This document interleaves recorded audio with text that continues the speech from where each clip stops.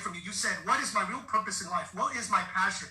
I looked around for many different trade organizations to find the right fit, because you have to find what you really are passionate about. As I can see with Scott, with Gene, with Rob, with Tom, with John, you guys are passionate about what you're doing, where you are, and everything you do in life. Very important. So I was sitting on the board of different organizations, trying to see where the fit, asked to be president, asked to run it.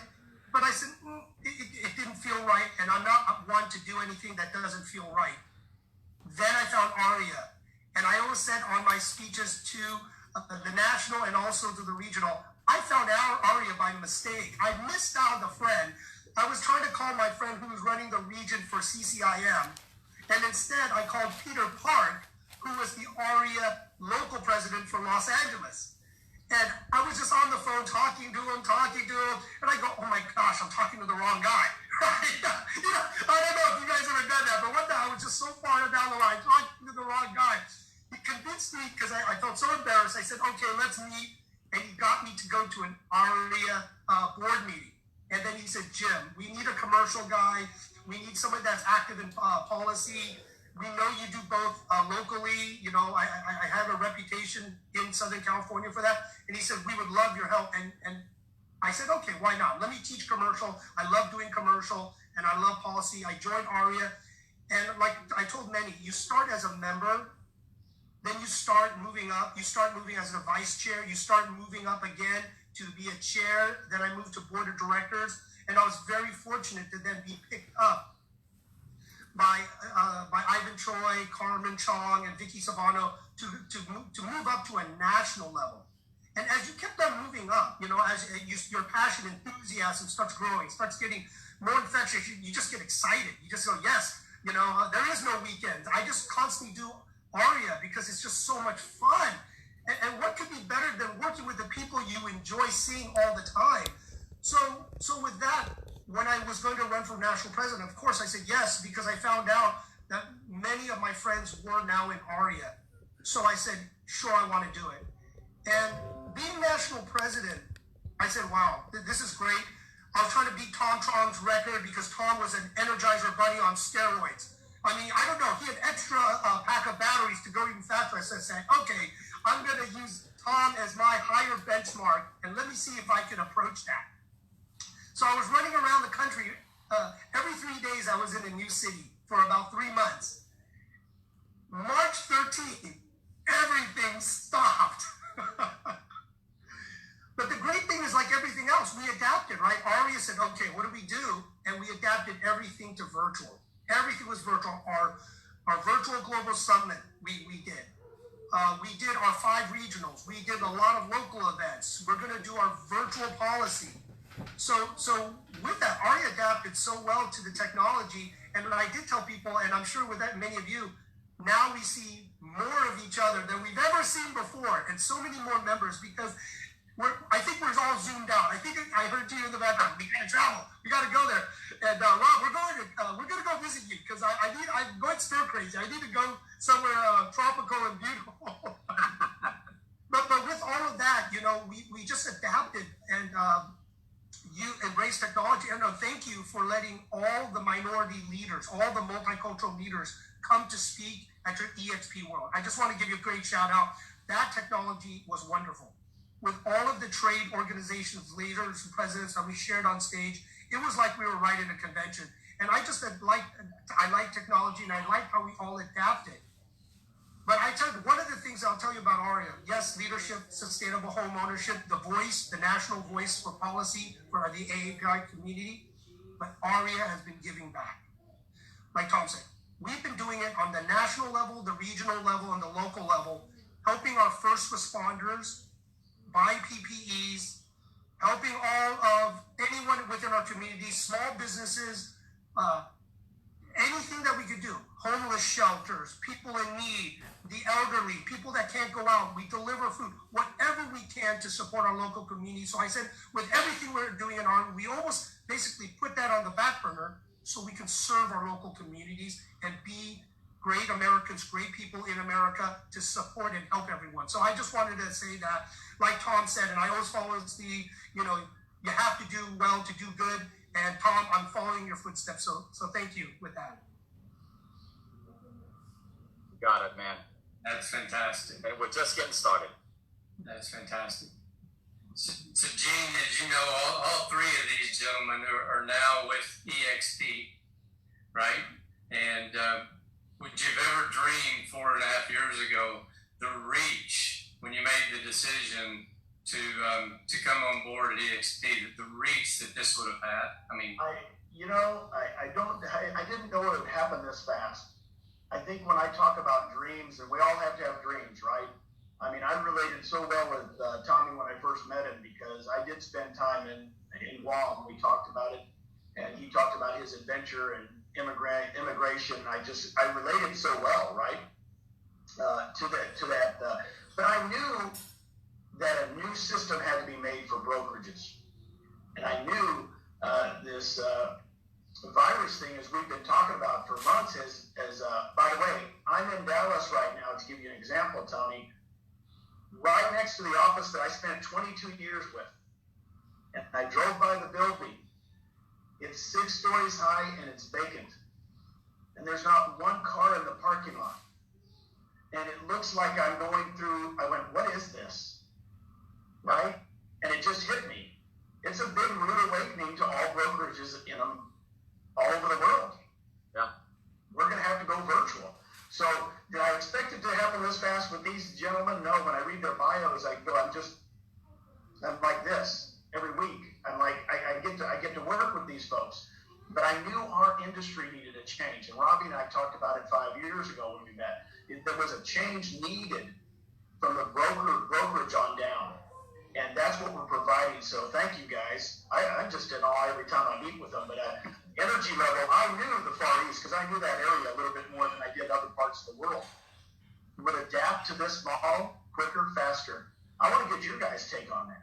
One of the things I would like to get from each one of you is your take on where now that you're with EXP and you've been with AREAA for a long time, how do you see the integration of that and where you see you going and AREAA going and EXP going in their general overall future as you individually see it?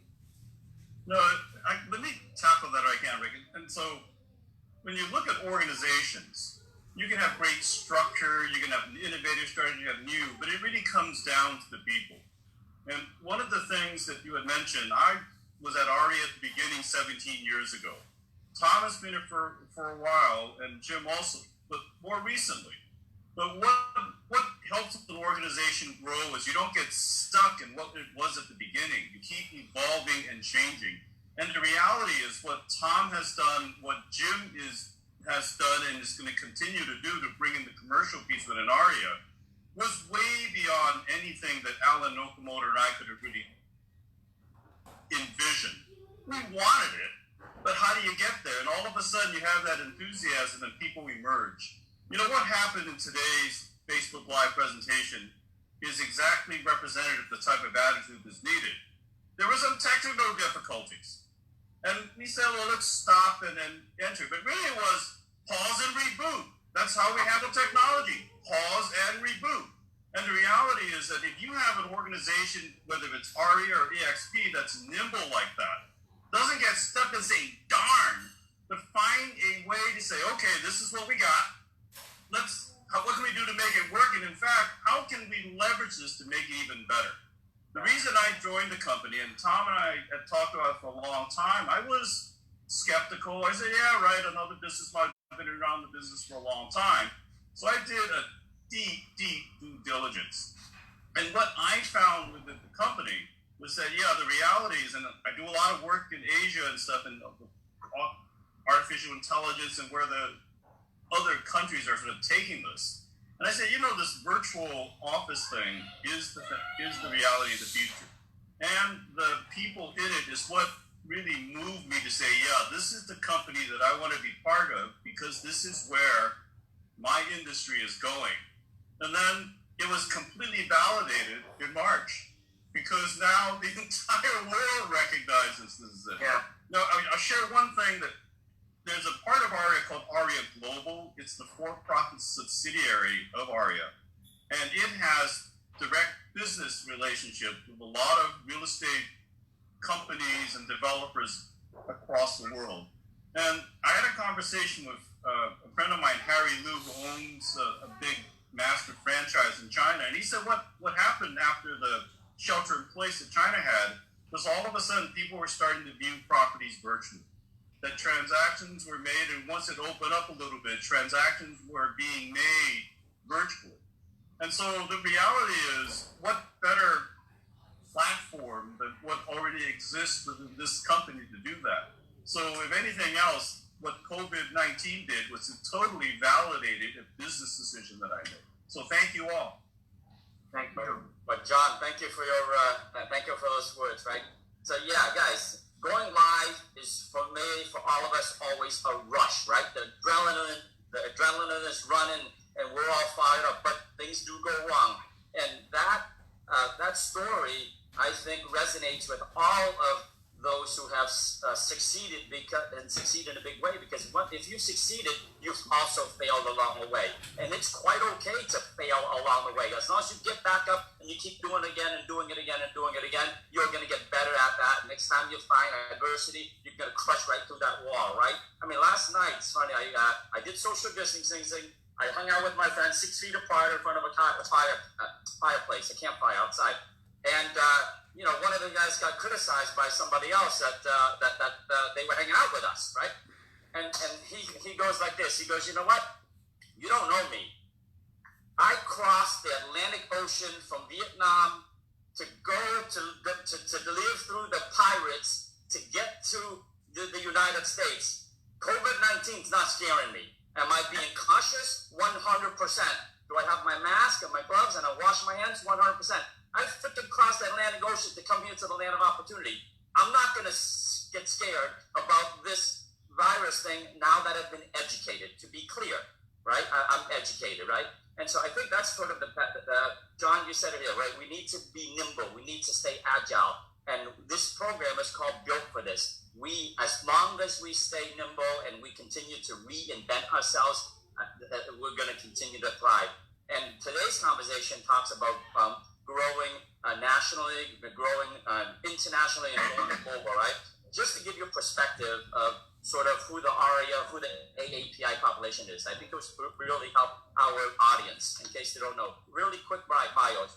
Here in the United States, there's 19 million Asian American population. That's about 5.8% of the U.S. population. Did you know that over the last 10 years, the population has grown 28% here? That's the fastest growth population here in the United States. 53% of Asian Americans vote, which is pretty good, right? High percentage vote. The top languages are Chinese, Tagalog, which is Filipino, Vietnamese, and Korean. The housing rate for Asian Americans is 58%. It's actually a little bit lower than the national average, and that's part of why AREAA exists, is to continue to promote affordable housing. The median income, get this, guys, is $87,000 across the median, which is 41% higher than the national average. The median house value, since this is a real estate show, is $445,000, and that is 98% higher than the national housing values. All right, the average loan size of Asian Americans is $406,000, which means Asian Americans buy houses with higher down payment, 10% or higher. The median age, just 37 years old, much lower than the national population, because the growth is coming from immigrants, from students overseas, from families who want to send their children to the land of opportunity for education, better opportunities, right? And 64% of that 19 million are immigrants, like me, like John, right, and the rest of us. So why do I give you all that statistics? Because if you are a real estate professional and I encourage you to learn about this demographic, to work with this demographic. That's what the AREAA organization is for, because it is a hell of a buying power. Here in the United States, just alone, if you add up all of the buying power, we're the 17th largest world economy, just one behind Mexico. Tony, I'll add on that. So, in 2022, we're going to be 1.3 trillion in buying power. And going on this too, so I got to be fortunate to speak about the State of Asia America. So if anyone is interested in getting the report, John has it up. It's www.area.org/SAA. Please download it to get the State of Asia America report. And it has so much valuable data. Our stories from the mid 1700s to current. It shows a story timeline, but all this disaggregated data. Because one thing that Tom was talking about, when you lump everyone into the AAPI group, we're a diverse group. 51 languages, 26 different ethnic countries. So it is not all the same. So you need to learn about different groups, and there are opportunities in each different subgroups. And just to let everyone know, we at the AAPI community have the largest loan amounts at $406,000 is our average loan amount. And also we have the lowest interest rate. But one of the interesting things is 92% of Asians that buy homes use conventional loans, 92%. And only 6 and 2% of use FHA and VA loans. And in the State of Asia America report, there's data to show mortgage-ready buyers. Who wouldn't want to know, millions of new buyers in the market that you could approach, target market, and go after to help you buy to sell some more homes. So it is a rich source of information, and I ask everyone to please go to it to download the State of Asia America report so you can get the information. But one of the initiatives that I'm trying to do this year is, as Tom, John, all of us have known, we have an interesting story, right? The story grabs you. It makes you cry. It makes you happy. It makes you feel something.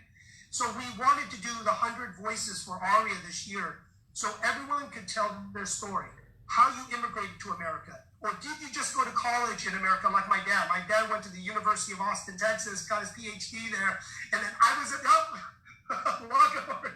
so it was great. And I was born in New York City. So at first, when I heard Tom's great story, I'm like, oh my gosh, I was just born in New York City, and I was an upper middle class kid that went to a Catholic school. What am I supposed to do? So, yeah, we all have a story. We all have a journey. We all have something to tell and share. And it does impact and affect people in different ways, because if there is no one story fits all, as we all know. But when we share enough stories with the data, we will get results. And I think everyone knows that we will get results. And Rob, I want to kind of touch upon, you asked a question about what is potential future for sort of global activity. And one of the data points that was in State of Asia America, that if you look at the Asian American demographic from the census, 64% are immigrants. And many, many more, like me, are children of immigrants. So the component about AREAA, looking at it global, is that because of heritage, because of language skills, there always have been a connection to potential clients from different Asian countries. And when I started in real estate in the 1980s, really when I built my business, it was selling to a segment that had entered the United States and became ready to buy real estate. They were Vietnamese boat people, refugees who came over after the Vietnam War, but they were of Chinese heritage.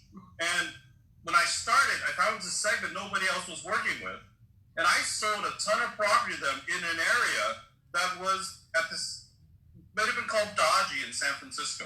It was not an area that most buyers went into, but the desire to own a home said, what the heck, we'll do it.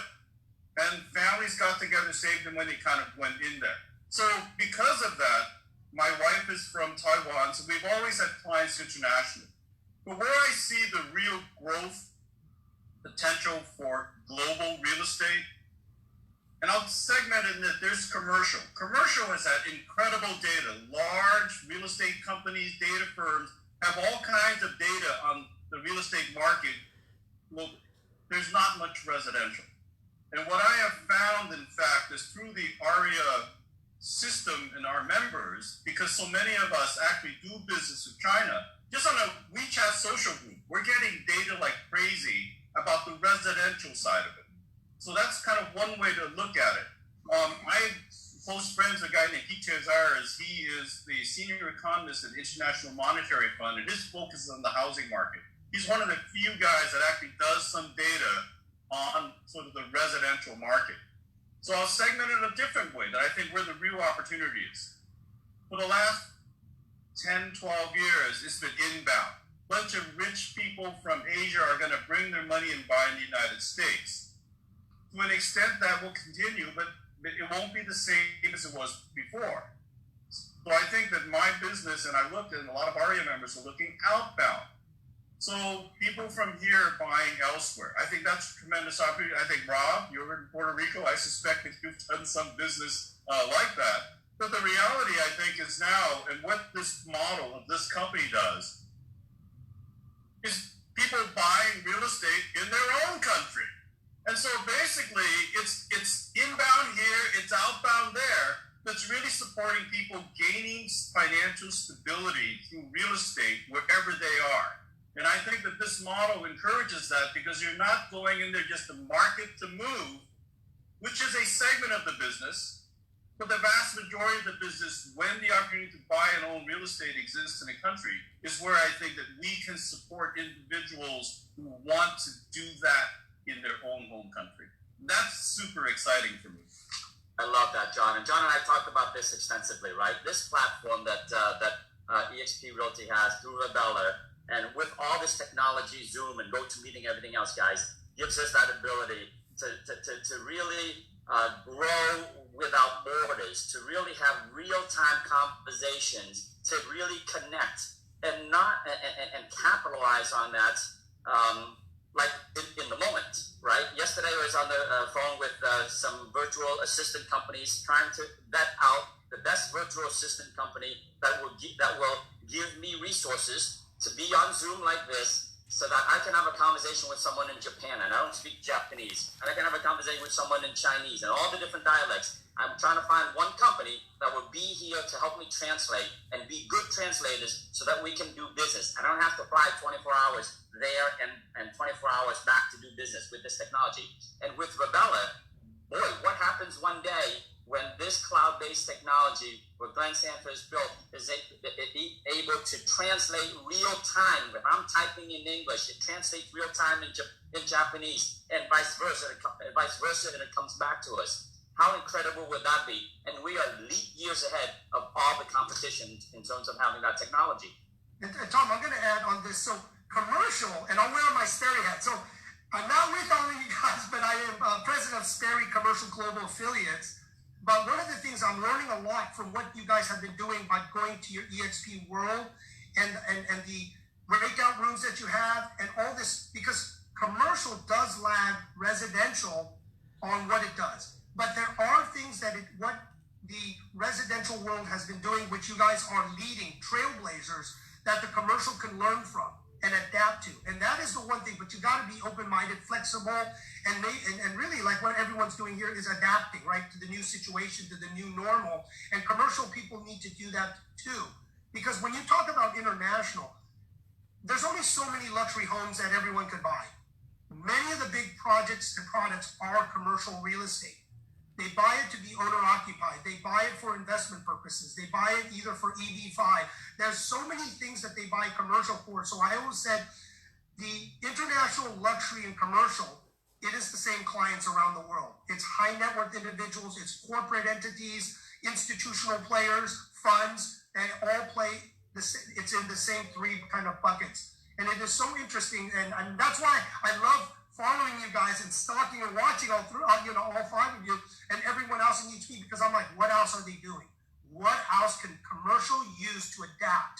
And even though it seems a little cavalier for us at Sperry, we want to do it because it's better to be the trailblazer than follow too late and not adapt, and then you lose market share, you lose strength because you either are too afraid to take a chance, too afraid to make a mistake, or just too old school to be creative. You have to adapt, and I think COVID has shown us adapt, or you're not going to survive. And everyone who has been adapting and using this time to strengthen their skills, going out, reaching out, networking with people, learning from each other, those are the ones who are going to thrive, that are positioning themselves. As everyone was talking, we're so excited that America's reopening slowly but carefully. Those that have been using this time to get better will be the winners in the new market. Yeah, and Jim, as America reopens, and America, not just America, the world, as the world reopens, right? All those folks who are used to going to the office, studies after studies now, that's coming out literally by the minute, are showing that a quarter of the world's working population are going to want to work remotely, work virtually, work from home, because we've proven for the last 9-10 weeks, it works. People thrived during this time already. There were definitely lots of people who suffered, but tons of people thrived. And those who thrived learned how to adapt to technology like that. And for us, we were already there. So we even took off like a rocket beyond that, right? And so think about that, guys. And then I was invited to speak at the EXP virtual conference recently. And I'll share with you, that's going to be a big role sort of in the global piece. And I'll share with you why. When we first talked about it, I was so sure their avatars and stuff. Well, I kind of thought that kind of goofy. But the reality is, when I was in there, and what I was waiting for is someday virtual reality and technology will become more like a NFL game, an online game where they look much more realistic like me. But what I found at the actual convention was, it's not the avatar of what you look like that creates a relationship.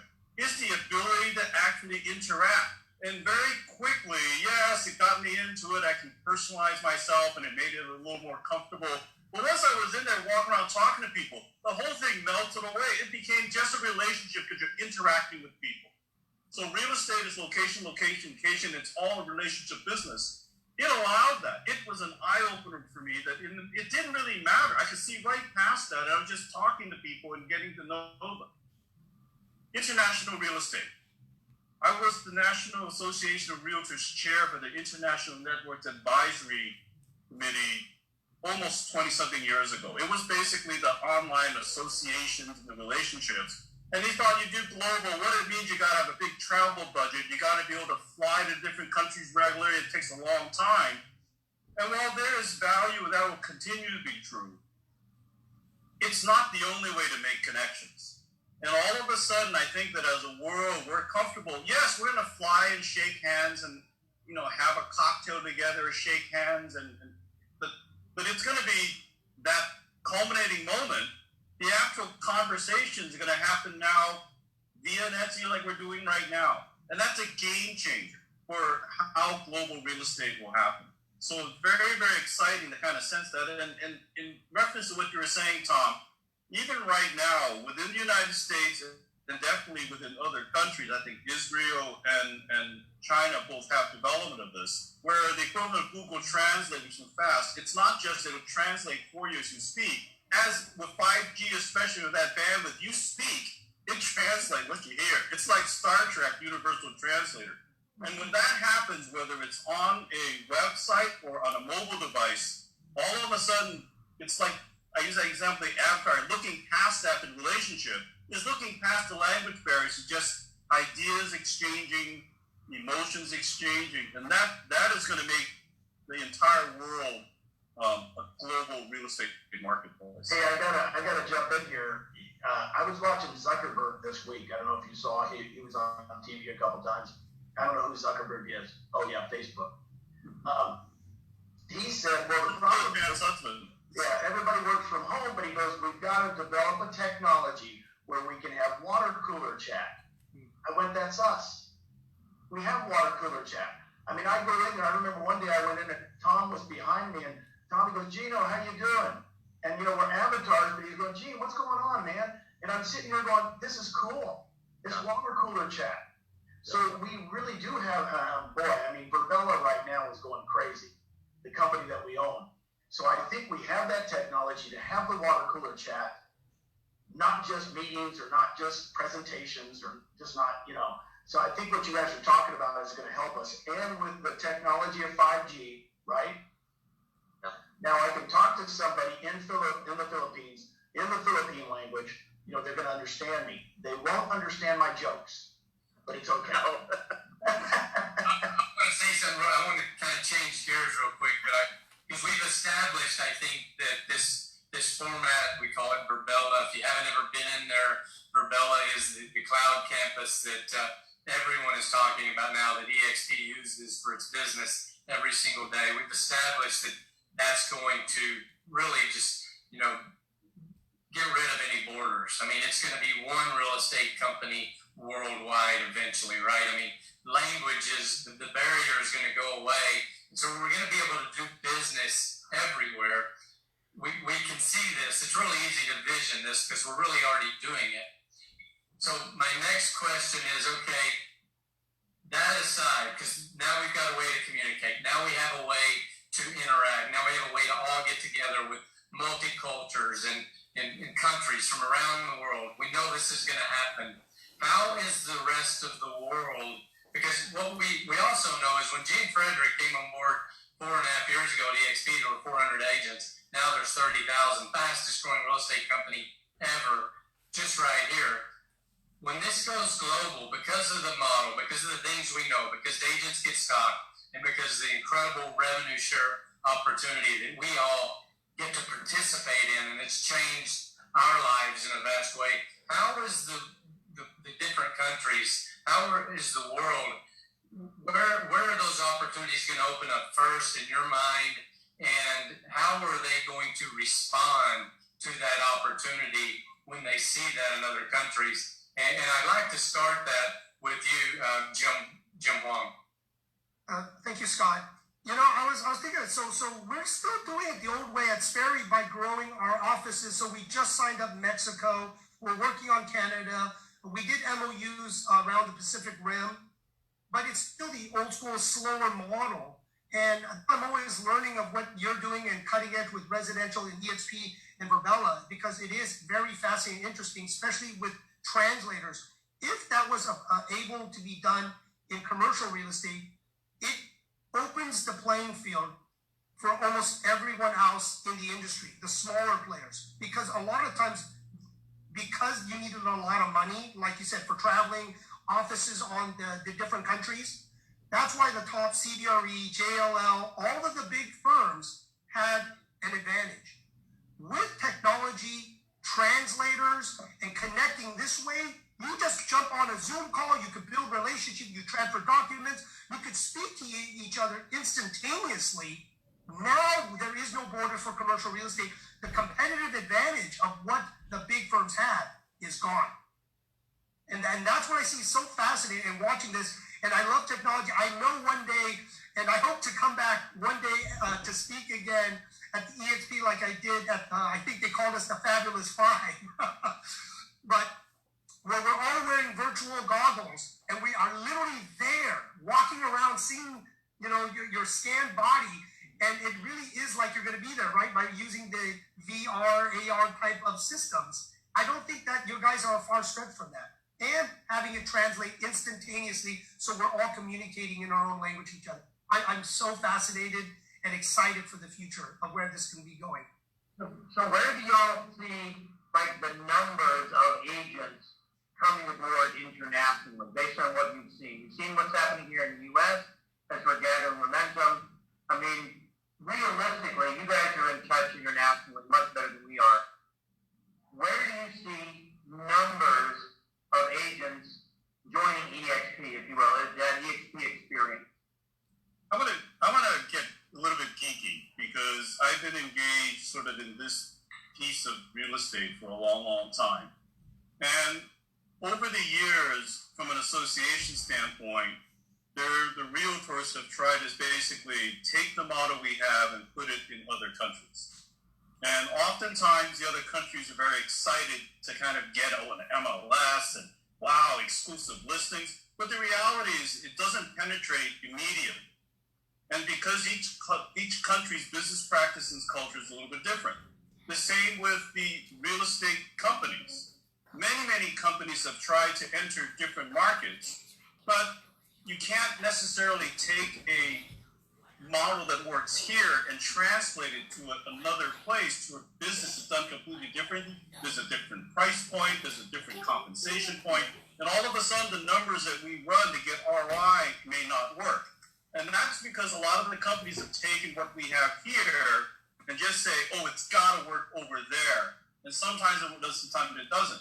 So historically, the best transitions are into countries that have real estate industry models that are similar to ours. Canada is the easiest one because really they're very, very much like the United States, and so it becomes an easy one.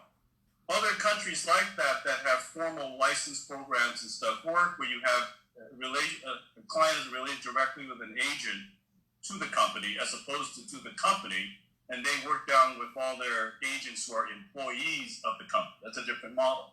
And so there's always been challenges how to adapt. I frankly think that this particular model, because of the rev share, number one, but maybe more importantly, without the overhead of brick and mortar, it allows you the latitude to have that margin to actually incentivize and excite both an agent and the companies whom they report to.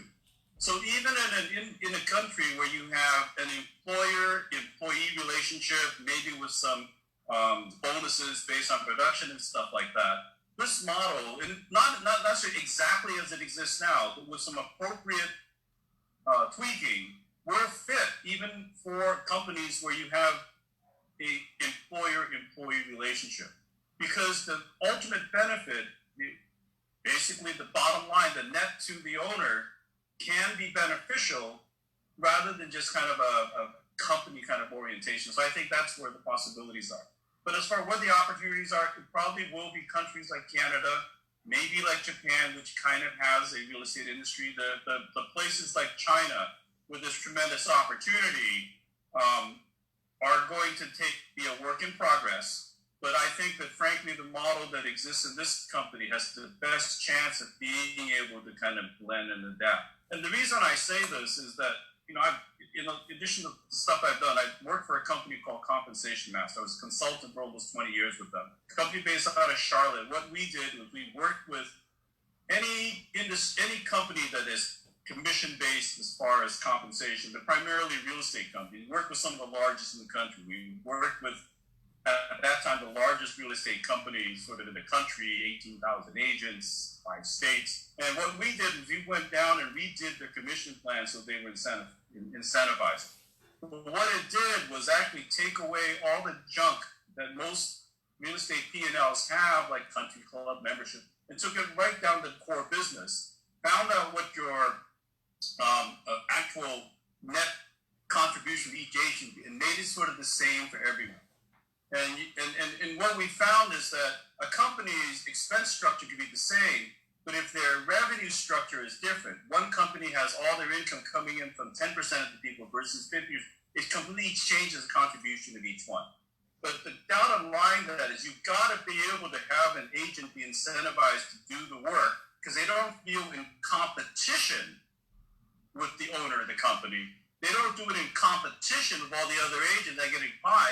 Because if we all do well, then all of a sudden the contribution of each agent actually goes down mathematically.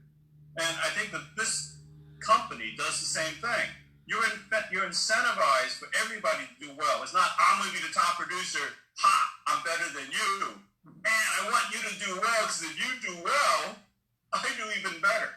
And I think that that's the model that will translate conceptually across borders and across different styles of real estate industries, because that gets to the core of a heart of an individual. And I think that that's where the opportunities are. So a short answer, I think areas like Canada, countries that have that there, but I think we'll be first in countries that are very different, because the model allows adaptation much better than trying to take the traditional kind of real estate company model and translate it over. Yes, Conrad, I'll chime in a little bit here and I'll make it quick. So I joined the company basically early 2018, right, when there were just 6,000 agents. Fast forward to basically 2.5 years later, we grew 5x from 6,000 to 30,000 in the last 2.5 years, and we're just getting started. And now that we're 30,000 agents strong, the intellectual capital, the human capital, the knowledge base, the culture of collaboration, right? The brain trust that's among us now just exponentially is so much larger. So I can easily see this company and this platform go global because of the cultures that we have. We're not just one culture, we're multitudes of cultures here. When our brains come together, we can enter another country, not just to sort of force ourselves on that other country, but we come from a point of seeking knowledge and bringing and understanding those cultures. And so I can easily see us go, instead of 5x over the next 2.5 years, I can see us go 10x in the next 2.5 years, because we're that much stronger, we're more powerful. The virtual world is just now acceptable to the world now. I remember 10 weeks ago when we talked about a virtual office, 80% of the people in the world says, what? What do you mean virtual? What does that mean, meeting in the cloud? You don't have to even sell. Now, meeting in the cloud is sexy, right? So sexy, right? And so I can easily see that happen. All this culture here is going to be so beneficial for the growth here. And the agents who see that now and see the future, because the future literally is right here in front of you, right? What other company has brought together the talent pools that this company has from cross cultures to be able to go international? Now, I'll just add real quick, just by watching everything that's going on, there's more opportunities outside than inside, because of just more people that, once you figure out their way of doing business, once you understand kind of their format system, just as what you're doing here will go crazy outside and when it's global, just because of the platform and the way it's set up and technology. And I am a big supporter of technology, and just my experience in the EXP world and how you use technology is just figuring out, as John said, the different cultures, the different aspects of how to work, adapt to it, and it will work, because you are in line with the agents, with the people. And that's what it has to be a win-win. Yeah. Whether it's South America or Mexico or Asia or Europe, wherever it is, right? Understanding the little nuances of how people do business is absolutely critical. That is one of the things I learned when I joined the AREAA, and then I of course NAR, right? Learning how to hand over a business card, learning how to sit down and have a meal with somebody, understanding just those small nuances will allow us to just grow far faster than others who might have to stumble in that market, make mistakes, and have to recover. Hopefully, we're going to be smart enough to not make those basic mistakes by gathering all that brain trust that we have. Yeah, and I'm going to kind of loop back to sort of AREAA's role in all of this on a broad perspective. So when AREAA formed 17 years ago, a lot of us in that room that talked about it were very active in the National Association of Realtors already. And most of us are still very active. So I was the national president of CRB. Pius Lim was the national president of CCIM, was in there. Very, very experienced folks. And we had the discussion, do we form as part of another organization that we're already part of, NAR, or we form independently, knowing that it would be much harder because the resources would be far fewer, etc. And after a long discussion, we decided to be independent, not because we were in competition with NAR. We worked synergistically wonderfully. But we recognized the reality was that at that time, the market was good, the Asian segment was an interesting piece, but the world changes. And there will be times when there will be other issues that will be really important on the minds of NAR. And as an NAR director, I would support that. You needed an AREAA to independently keep focused on the Asian segment. And so what happens, it doesn't die, you have to start all over, it continues, so that when the world changes and the economy changes and it goes back, you're not starting all over again. And I sense that AREAA's role is here as far as the global real estate market, because as a world, we're becoming a lot more insular and looking inward. It doesn't mean that deals aren't still happening, they will, but the greatest role that AREAA plays, because so many of our members are engaged in global transactions, they're just going to keep it going. And all of a sudden, when the countries of the world, including ours, says, yeah, we got to really be inclusive and global again, we're ready to go. And I think that I sense that the moving away from AREAA to EXP, it has the same perspective. Is recognizing we're not just going to go after what's in front of us. We're going to create what's in front of us but we're going to be open to see where the next opportunities might be, or opportunities that reemerge afterward, if there's a pause and reboot. And that's what's exciting to me, because it parallels my perspective of why I'm staying so engaged with the Asian Real Estate Association in America still. I get the same feelings being part of this company that I've just joined. That's beautiful. And for me, I look at you three guys, and of course, Gene and Rob, and it still today boils down to relationships. Everything we do boils down to a one-on-one relationship. And I remember when I first joined EXP, and I was talking to this agent in San Antonio, and he really wouldn't give me the time of day. He's just like, no, I'm not joining that penny stock company. Have fun, good luck.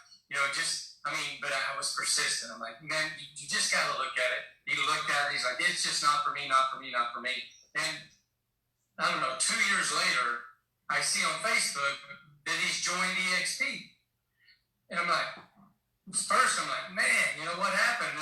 I got to figure this out. So I called him and I said, what changed? He said, well, my sister joined EXP. And I'm like, there you go. His sister had a lot more leverage and got him to sit down. She probably threatened to beat him, if he didn't join. That's what she did. But the bottom line is she had a relationship that I didn't have. And I see, the relationships that are being formed. You said that I think half of the Asian population are immigrants now. Well, all of those people have relationships all over the globe. And it's not just the Asian community. It's we are the melting pot for the entire world. That is the beautiful country that we live in. That's the USA. And so we all have relationships. And it's just a matter of time before those relationships begin to land on foreign soil, and they see the vision and the beautiful, model that's created here that's so Asian-centric. So I know you guys are excited about that. And Scott, I'm going to comment on what you said, because as I've been in this business for a long time, there's always this feeling, man, I've been recruiting this person for a long time. I've been going after this listing. I didn't get it. But the reality with the model that exists in this company, with the ability to own a piece of the action, to have stock, if this person comes into the company, brings in revenue, and drives up stock share, it didn't matter that it came through Scott. The fact that the person is part of the system is wonderful for everyone in the company. And that's that differentiating piece of this company that I find very exciting, because it's no longer, I'm in pure competition. In fact, we're going to work together collaboratively. Yeah, we're going to go after it and try to get it, but it doesn't matter how it comes in as long as there's engagement in the company. And that's a very, very different way to sort of look at this business, which I think will be appealing globally. John, I've had multiple conversations with you, and I've got to say that of all the people that have joined that I've been associated with, you maybe did more analysis of EXP than anybody I know.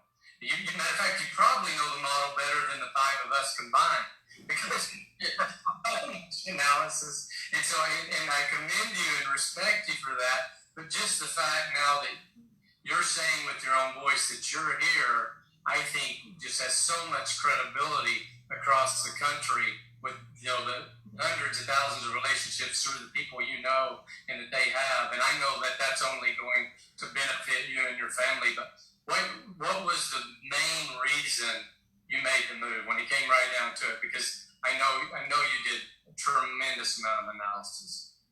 I think that you got, when you make business decisions, there's always a sort of a pros and cons, and the return on investment and all that other stuff.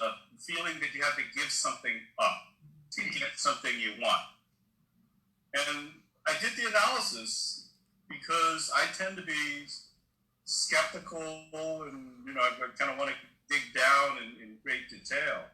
And as I kind of look through this system, and through all the fact that 40 years of business, having owned the company, having been a recruiter, having been a consultant for some of the largest real estate companies in the country, in fact, we did international stuff too, in figuring out how to get something profitable. So I could understand the nuances both from the agent standpoint, from the owner standpoint, and as important, the managers in between.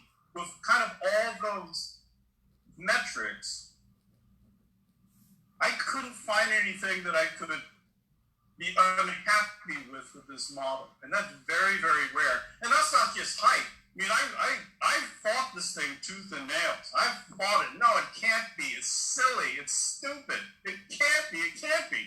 But each time I looked at it, well, damn, this makes sense.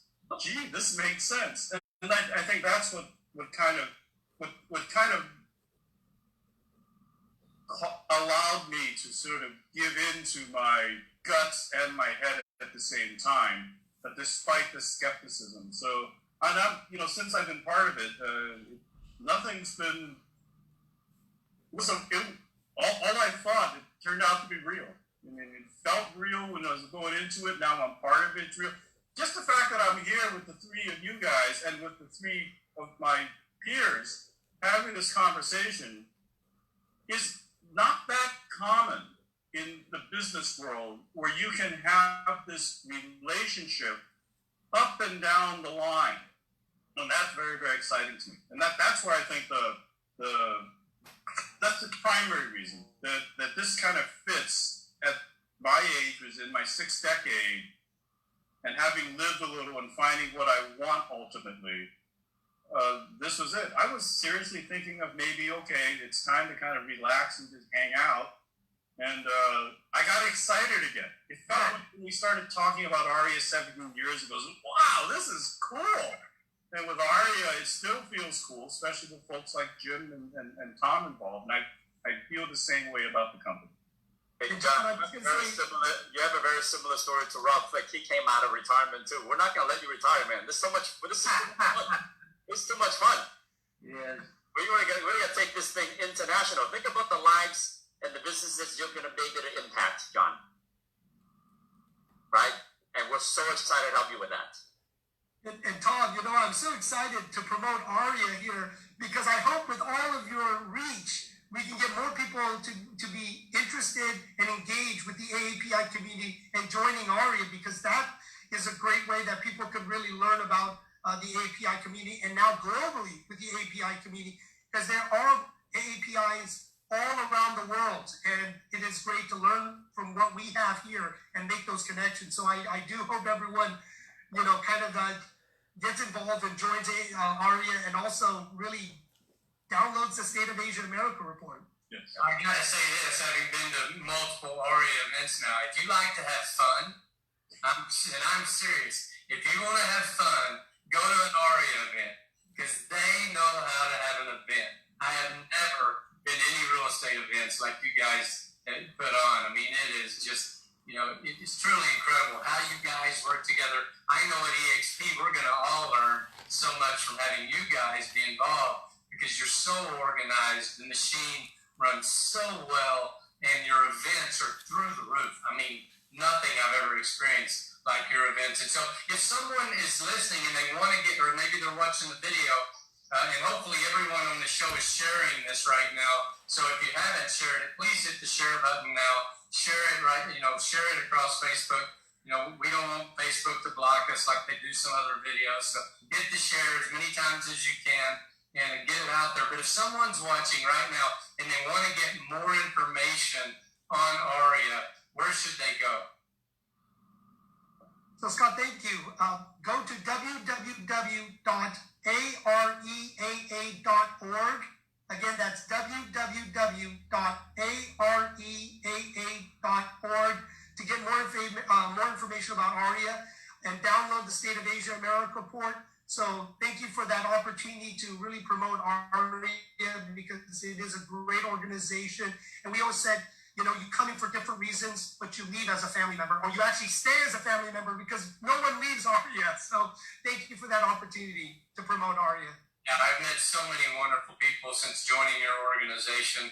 It's truly a beautiful thing that you guys represent. John Long, for your vision, thank you so much. And I'm just going to turn it back over to my two co-hosts for a minute and see if they have anything they want to say before we wrap this thing up. I'll just say something really quick. Thank you for you guys being on. It's a pleasure. I think internationally, I had one talk this week, just yesterday, and a guy said, I have a lot of connections. By the way, he just found out about EXP yesterday. And he says, I'm very committed to the company I'm with. I want to stay for another 2.5 years. And I said, I'm glad you're committed. I love committed people. But I'm going to tell you right now, in 2.5 years, if you have connections in those countries that you talked about, you need to come now. Because in 2.5 years, we're going to explode. And I tried to get that point across to him. So thank you guys for coming on and sharing your great vision of what's going to happen. But for anybody out there that's considering EXP, come now. Don't wait in 2.5 years. That's all I got. Robbie, what about you?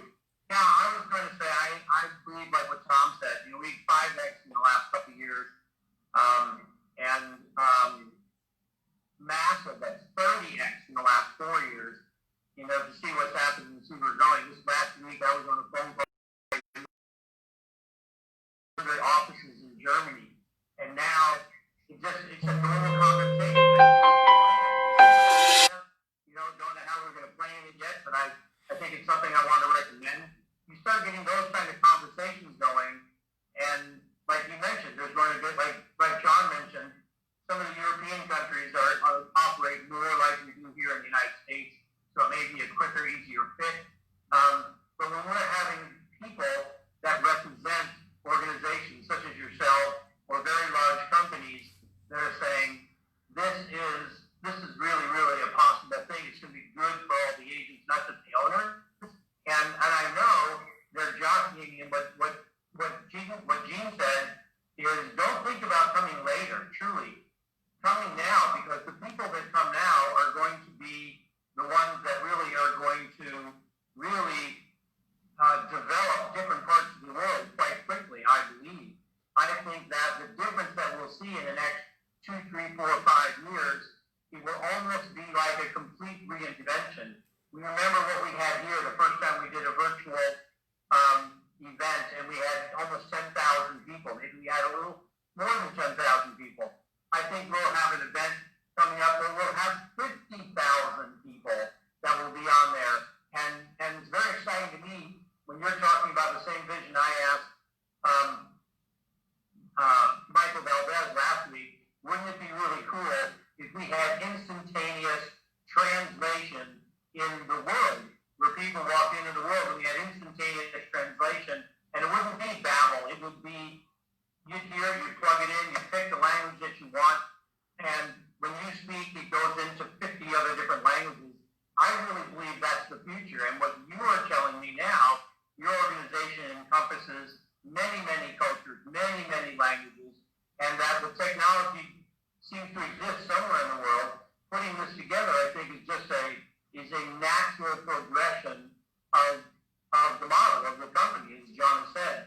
I didn't look into it as deeply as John did, I have to say. I had a 4-hour a 4-hour conversation with Gene in a rainstorm on the back of his porch with a bottle of scotch and 4 cigars. And Gene told me he looked into it, and I trusted Gene enough to know that when he looks into it, he may not look as tight as John did, but he spent 6, 7, 8 months looking into this before he made it, and I trusted him. And just like what every one of you have said, it's relationships that we developed over time, that we have faith in people, that we believe in people, that we want to move together with people. And then when we see the evidence of success, not just for us, but for hundreds and thousands of others, we know that we're doing good work. And if we can share that with the rest of the world, I think that's a very, very big thing. I also believe, however you want to take this, but I think the more business we do internationally with other companies, the more companies want to have a safe and peaceful relationship with those countries that they're doing massive business with. I think that we will not only just help the world economically if we get to decide, I believe we're going to do, but I think that we're going to help people too, as well, in those relationships that we're going to develop around the world. And I want to say, I truly am honored to have the 3 of you here, John, Tom,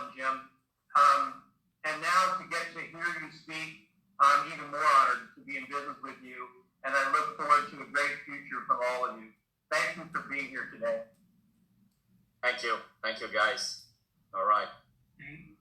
Anything else you guys want to add before we wrap this up, Tom or Jim or John? Mathematically, we will get to 1 million agents across the world. We're at 30,000. If you want a ground floor opportunity, you're at that ground floor opportunity right now. We're just 3% of when we hit 1 million. Don't wait.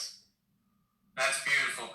Well, I want to just echo what Gene and Rob and Tom said, and everyone else here. This is a relationship business. And, when Rob called me, I was not interested in really, doing much more real estate. I was moving out of real estate because I didn't really like the model. And when he shared with me this model, and because of who Rob Flick was, I trusted Rob. And I said, for him to come out of retirement, this is huge. And of course, then when I met Gene with his background, I was really blown away. And I said, you know what? I can't wait to partner and lock arms with these two guys and run. And it has been a pleasure. Of course, Brent Go, the same thing. And now locking arms with you three guys and running around the world really excites me. And forging and building those relationships. And, we were built for this. I believe AREAA was built for this. John Wong, Tom Trong, Jim Wong. I know you guys are built for this. And we are just really excited about the future. Thank you for being on here today. Most importantly, all of you listening in and watching that are so loyal to our show every week and that share this vision around the country. Thank you for joining us every Saturday morning. We're here to help. We're here to support. Our goal in doing this show is so that you can bring people and educate people, not just about EXP, but how to do well around the world, how to be a better person, how to grow your business, and now how to expand internationally. And I couldn't be more grateful for the friendships that I've developed through this great business together. I want to thank you all. Have a great week. Go out there and don't be fearful, as Tom says. Go out and attack. Be smart. Be educated. We'll see you next week on We Were Built for This Life. Thanks. Bye-bye.